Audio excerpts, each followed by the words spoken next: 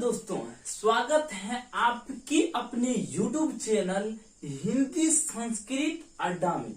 दोस्तों, आज की इस वीडियो में हम बात करने वाले हैं मातृभाषा, राज्य भाषा, राष्ट्रभाषा क्या होता है, किसे कहते हैं, इन तीनों के बीच क्या अंतर है। क्लियर है दोस्त? तो आज का हमारा एक नया टॉपिक है जिसका नाम है भाषा, अंतर संबंधित भाषा, मातृभाषा, राज्य भाषा, राष्ट्रभाषा में अंतर, या फिर इन्हें पारिभाषिक तौर पर कैसे बोला जाए, इनकी परिभाषा क्या होती है। दोस्तों, आप सभी से निवेदन है कि आप लोग अगर हमारी वीडियो को पहली बार देख रहे हैं तो कृपया चैनल को सब्सक्राइब करें, चैनल वीडियो को शेयर करें दोस्तों के पास, और हमारे चैनल पर पहली बार हैं तो आप इनसे पहले भाषा संबंधित 3 वीडियो अपलोड कर चुके हैं। आप उन सभी को पहले देखें और फिर इन्हें देखें, आपको हर एक पॉइंट्स क्लियर होगा दोस्तों। तो आज चलिए आते हैं हम अपने टॉपिक पे। तो पहला टॉपिक आता है कि मातृभाषा क्या है, यानी मातृभाषा किसे कहते हैं। क्लियर है दोस्तों? तो मातृभाषा कहने का तात्पर्य होता है कि माता के मुख से, माता के मुख से। क्लियर है दोस्तों? मातृभाषा किसे कहते हैं? तो माता के मुख से निकली हुई भाषा को मातृभाषा कहते हैं। क्या कहते हैं? मातृ बना है दोस्तों माता से। किससे बना है? माता से। माता से क्या बना है? मातृ। तो मातृभाषा किसे कहते हैं? माता के मुख से निकली भाषा जिसे हम लोग सीखते हैं, उस भाषा को क्या कहते हैं? मातृभाषा। क्या कहते हैं दोस्तों? मातृभाषा। मातृभाषा सबको समझ में आया? माता के मुख से निकली भाषा मातृभाषा कहलाता है।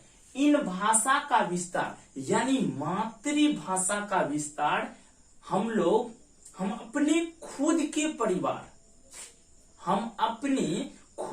परिवार, हम अपने समाज से, समुदाय से, यानी जिस समुदाय में हम लोग रहते हैं, उन समुदाय से हम लोग मातृभाषा सीखते हैं। क्लियर है दोस्तों?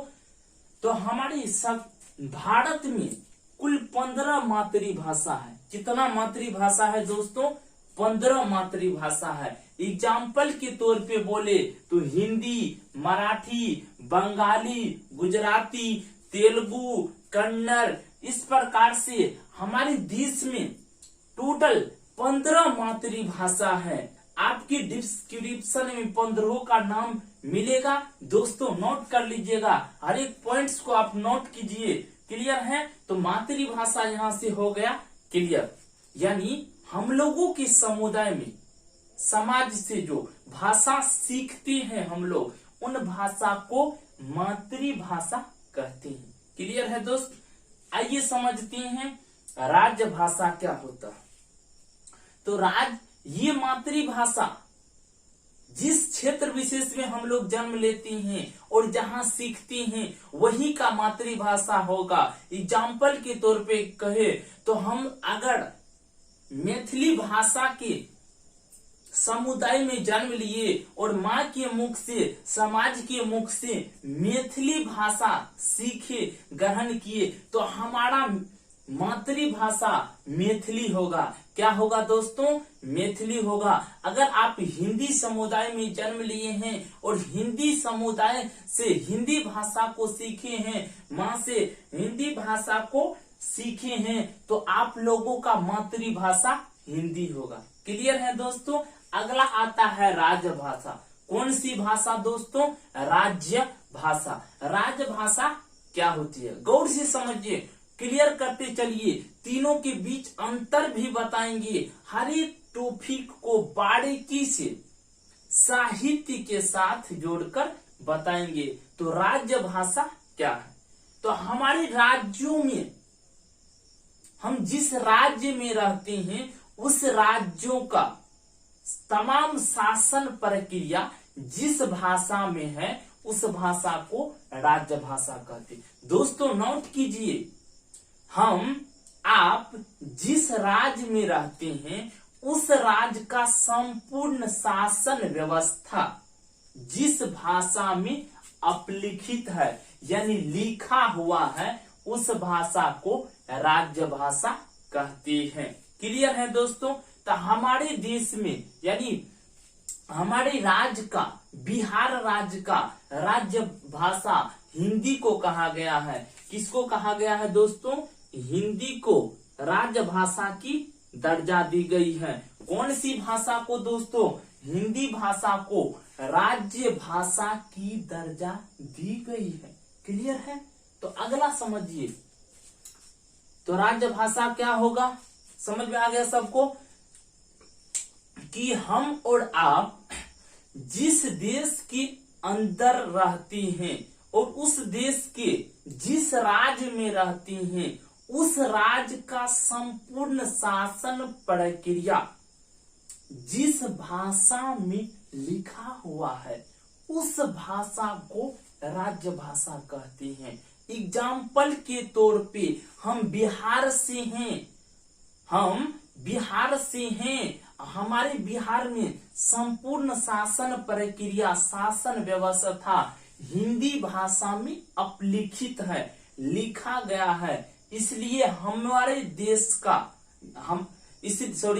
इसलिए हमारे राज्य का राज्य भाषा हिंदी भाषा है। कौन सी भाषा है दोस्तों? हिंदी भाषा है। क्लियर है? अगला आता है राष्ट्रभाषा। कौन सी भाषा दोस्तों? नोट कीजिए, राष्ट्रभाषा क्या होता है समझते हैं कि एक राष्ट्र के अंतर्गत, राष्ट्र कहने का तात्पर्य होता है दोस्तों देश। क्या होता है? देश। राष्ट्र कहने का तात्पर्य होता है देश, यानी एक देश के अंतर्गत, यानी एक संपूर्ण देश में या संपूर्ण देश का शासन प्रक्रिया या हर एक चीज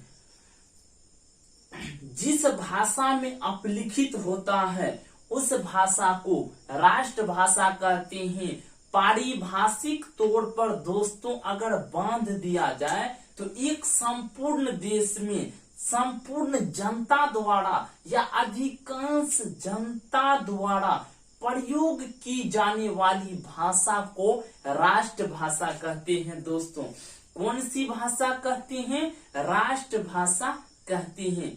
क्लियर है दोस्तों? तीनों का मीनिंग सबको समझ में आया? तीनों की परिभाषा समझ में आया? चलिए तीनों के बीच अंतर क्या है समझते हैं। ये मातृभाषा हम लोगों को केवल हम लोगों के समुदाय समाज में प्रयोग होते हैं। राजभाषा संपूर्ण राज्य में प्रयोग होते हैं, यानी जिस राज्य से हम और आप हैं उन संपूर्ण राज्य में राजभाषा प्रयोग होता है। राष्ट्रभाषा संपूर्ण देश में प्रयोग होता है। कहाँ प्रयोग होता है दोस्तों? संपूर्ण देश में प्रयोग होता है। ये साहित्य के अनुसार है कि राष्ट्रभाषा संपूर्ण देश में, यानी जिस राष्ट्र में हम और आप रहते हैं उन राष्ट्र में, संपूर्ण राष्ट्र में जिन भाषा का प्रयोग किया जाता है उसे राष्ट्रभाषा कहते हैं। दोस्तों उसे राष्ट्रभाषा कहते हैं। दोस्तों आज के लिए इतना ही, मिलते हैं अगले वीडियो में अगली ऊर्जा के साथ, अगली एनर्जी के साथ। आज के लिए इतना ही।